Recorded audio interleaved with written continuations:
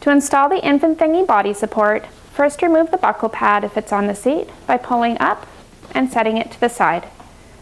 Position the body support in the seat so that the crotch strap opening is facing down and pass the buckle up through it.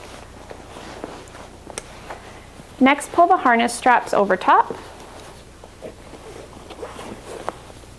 and position the hip straps so that they are snug with no slack hiding in behind the insert and coming over top of the side support there. Repeat on the other side, making sure that there's no twists in the webbing and that the harness is laying nice and flat.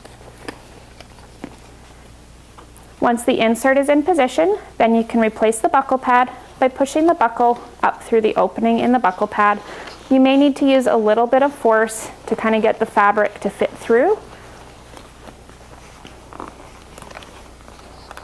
And then just pull the buckle up.